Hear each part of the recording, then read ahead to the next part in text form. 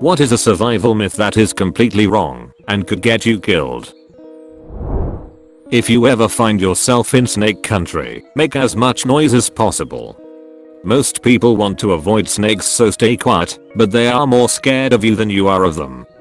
Talk loudly, stomp, but obviously keep an eye and ear out for any fellas who don't want you to be there. Source: Australian. Follow flying birds to find water. They can simply be flying to spend a night anywhere, so we can't rely on them. You do not need to wait 24 hours to report a missing person. If you think someone is missing, report it as such.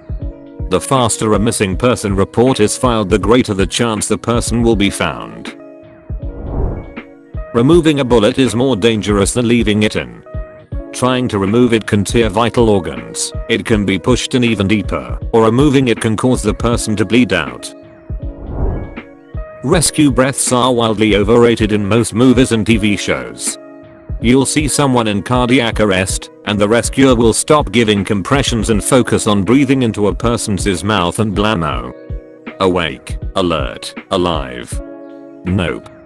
Don't do that. Your body does store a fairly decent amount of oxygen in its blood at all times. If someone in front of you odds and their mouth is covered with saliva/vomit, or someone collapses in front of you of a suspected cardiac arrest, your plan of action is twofold. First, are they breathing? Do they have a pulse? This is easy to mess up, especially in a moment of panic. My rule, as an EMS provider, is that if you don't feel it in 10 seconds, it's not there. Start compressions. If they are not in cardiac arrest, they will let your ass know, and the law covers you under Good Samaritan clauses in most of these cases. Second, if you are the only person attending to this body, do not stop and give rescue breaths if help is on the way and will be there soon. It takes about 4 to 7 decent compressions to get blood recirculating in the body after stopping to give mouth to mouth.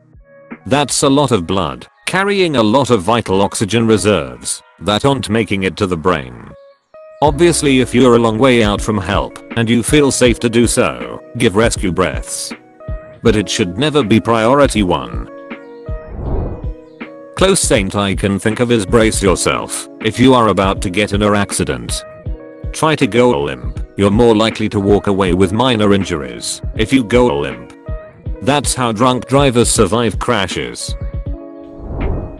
Don't eat snow to stay hydrated if you're in a winter survival situation. Losing the heat to the snow while eating it is more dangerous than dehydration. Heat it up, or let it melt in a container first to lose less heat. The first mistake is to look for food and water first, before having a shelter up, to keep yourself dry and warm. When I say shelter first, it includes having a fire too, which I forgot to mention. When you are wet and exposed to the element, your core body temperature can drop, and you can get hypothermia if it gets too cold, and you would burn more calories than necessary.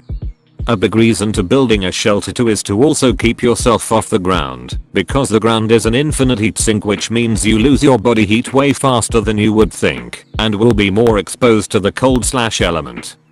Guys, yes, it's good to be near a water source, but remember that it's always colder around rivers, streams, lakes, and oceans. Make sure you are able to easily gather shelter/fire material within the area. Plus, finding a prime location to set up shelter. If you have to forage for food, avoid mushrooms entirely. Odds are so slim you will find an edible kind that you're much better off looking for things like nuts, seeds, and berries. One I know of is the myth that you can drink water from a cactus. I heard it's false, and you can only drink from a small minority of cacti without having certain health consequences I'm not aware of. If you get stabbed with anything, don't pull it out, since it could be the thing that's preventing you from bleeding out. Instead, immobilize it and go to the hospital, where they can stop the bleeding when they remove the object.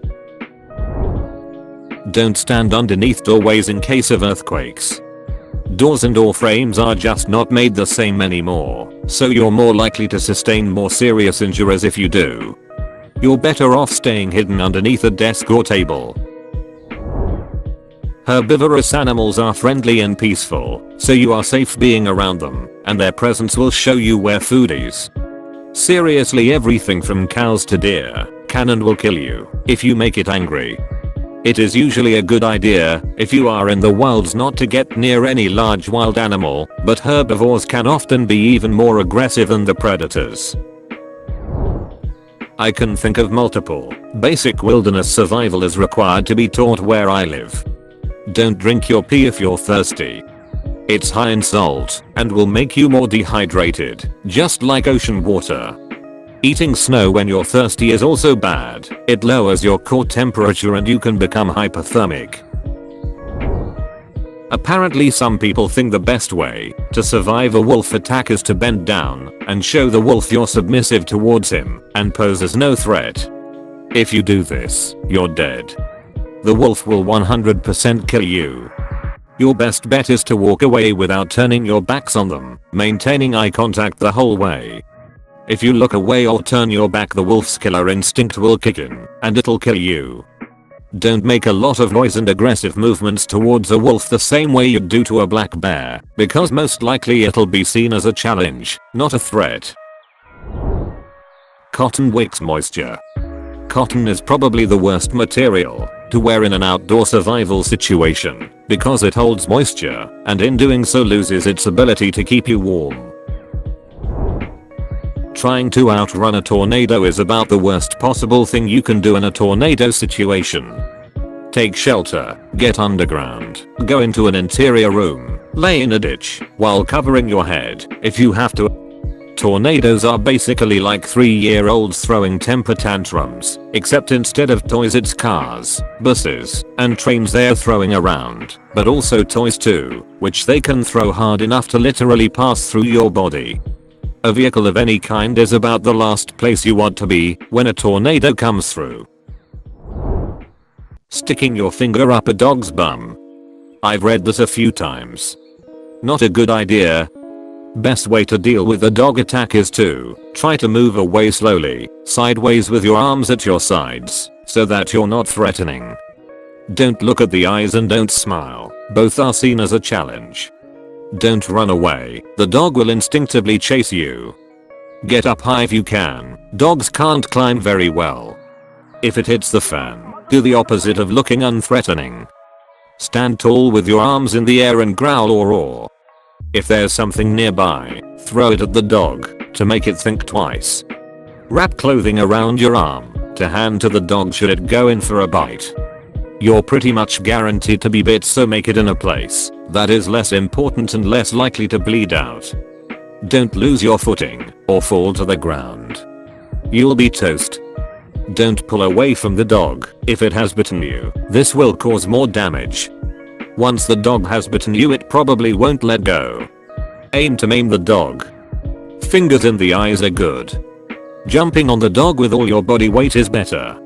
If you break their ribs, they will probably give up. Staying away from aggressive dogs is your best bet.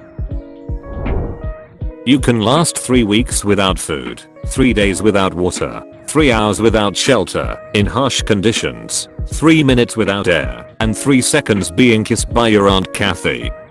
Just for those of you saying that it's possible to last longer, yes, you could last longer in a controlled environment, but this would come in use in a survival situation, which means you would be burning upwards of 1,500 calories a day just trying to build shelter/stay alive. It's more of a broad outline of where your priorities should be, and it's easy to remember. Wear a seatbelt. There's myths about it being bad if you go into a lake or there's a fire, but 1, that is an incredibly tiny proportion of car crashes, and 2, if you're in that situation, you're far more likely to be knocked out and die of inaction if you're not wearing a seatbelt.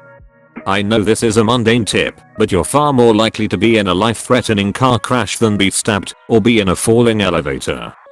Wear a seatbelt.